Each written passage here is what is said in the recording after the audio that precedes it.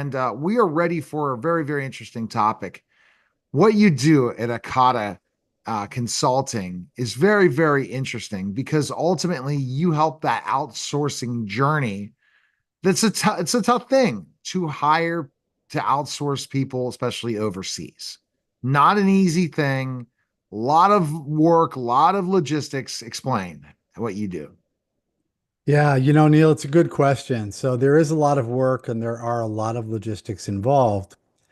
The base part of my process is understanding what my clients are trying to accomplish. So what I usually come in with is a request for helping them to build a roadmap. So I want to understand where they're trying to get, right? And my experience has been you're going to get where you're targeted to get to. And if you take a road trip, if you know you're trying to get from point A to point B, but you don't know where point B is because you haven't mapped it out or you haven't, been able to visualize what that looks like, you're not going to end up at point B. You're going to end up heaven knows where. And I've seen one of the bigger failure points is a failure to plan and a failure for a client to really recognize what their goal is and where they're trying to get to. So that's the first thing I do with them is I sit down and we talk about what their goals are and I listen a lot and I listen to them talk about what they're trying to accomplish, whether it's saving money or it's they want to refine processes or they're trying to hit a certain revenue target and they feel like outsourcing is going to help them do that. We map that out. We look at exactly what they're trying to accomplish, where the end point for them is, or at least the next point, down the road for them is, ultimately with whatever the long-term goal is for them. And then we begin to build out that roadmap so that we know exactly what steps we have to take to get them not only started, but to get them to that next point down the line. And that's key. The next point down the line is the very, very important part of the process. And once you figure out where they're going, the next step is for you to go into action. And that's what's nice about hiring a consultant. Oh, yeah, absolutely. Once we understand where they're trying to go, then we can sit down together and work through exactly what makes the most sense to try to outsource. Okay. There are going to be core processes, things that are core to what they actually do in their business. That's usually what we want them to focus on doing themselves. Not always. Sometimes it makes sense to move a core process, but sometimes it makes sense to move a non-core process, like maybe, part of the service structure or back-end billing, invoicing, things like that. Even, maybe some accounting processes, things that you can do that you don't have to do yourself. And on a smaller scale, social media management. You can spend so much time managing your social media or putting together your marketing campaigns and strategies. You don't have to do all that stuff yourself. We can take those things and move them somewhere else for a less expensive price, save you time and money, and allow you to focus on what you do best.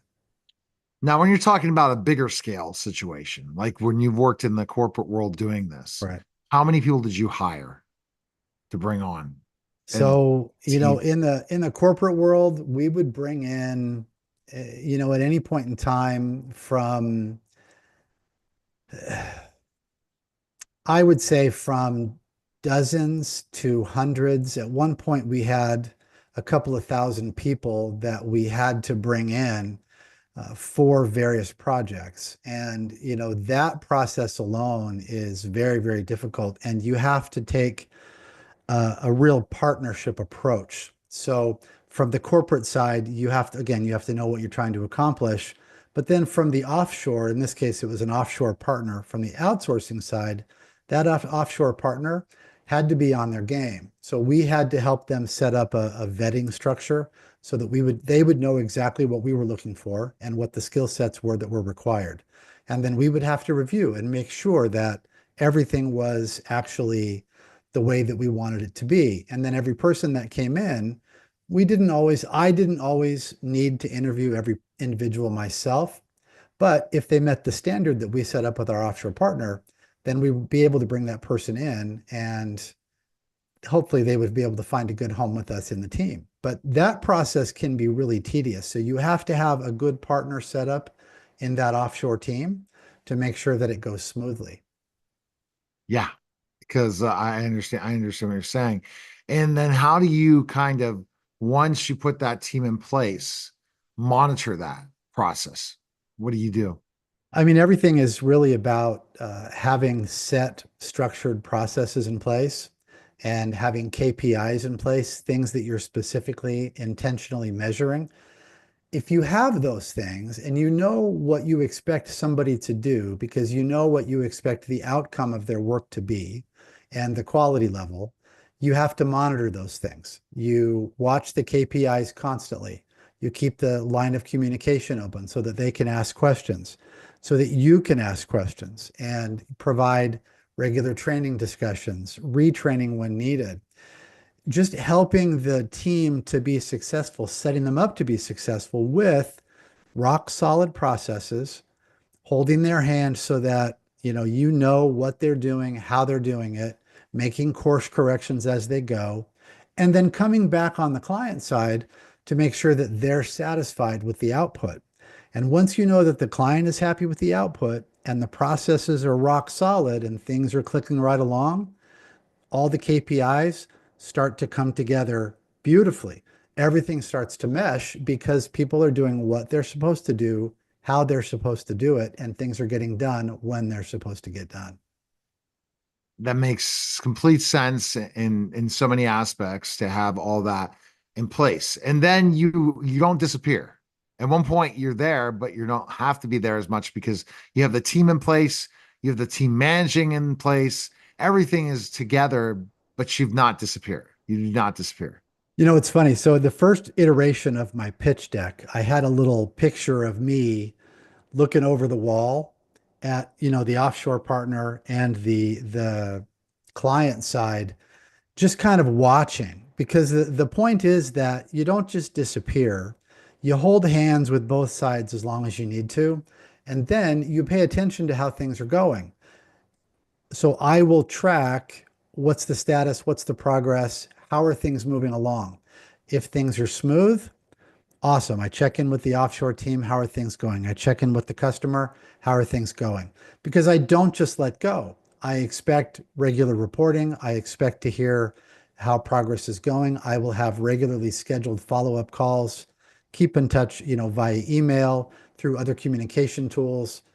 And you just keep that line of communication open. And then every now and again, I pop right back in.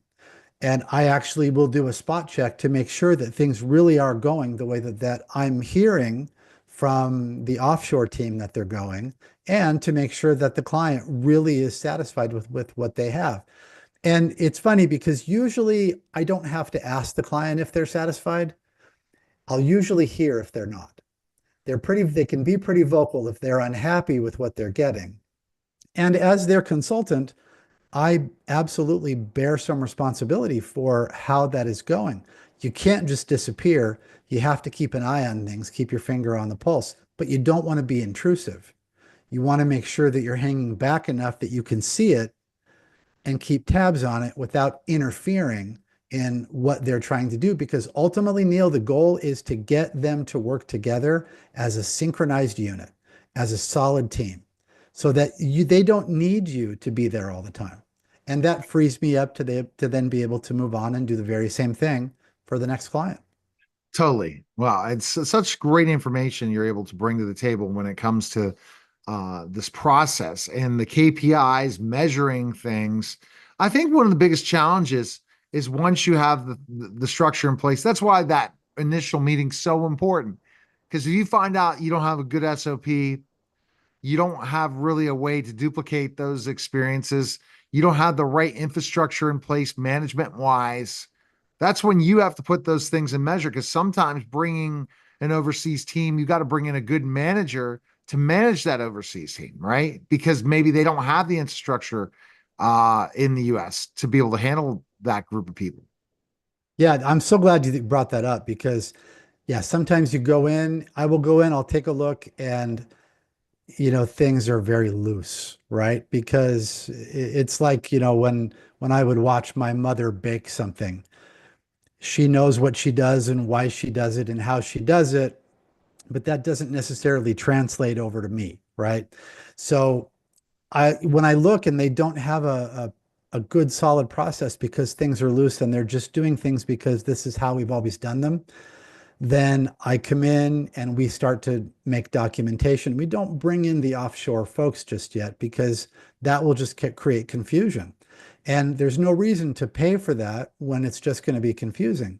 So then we go through, we document, we make sure that every part of the process is clear, and we look at, okay, what is necessary?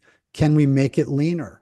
And so we'll apply some lean thinking to try to make sure that we're getting the end result that the client's looking for while improving their processes. Once we have that down, we can put that in place with the offshore team.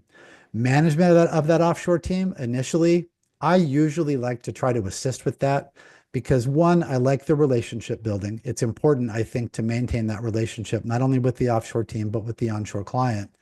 And then sometimes they need the assistance. So I will work with the client side and get their management team trained to work with the offshore team. Everything from procedural training to cultural training. I will do a cultural indoctrination so that they understand where they're working and why the cultural aspects are so important.